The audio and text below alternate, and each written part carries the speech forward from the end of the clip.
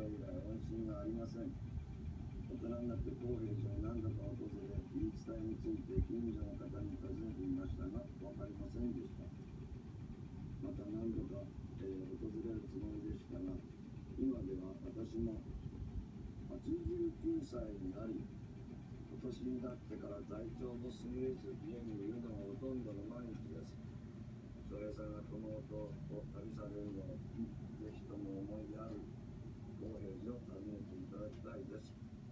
山梨の野中和則さん、89歳。ちょっと待て。89歳。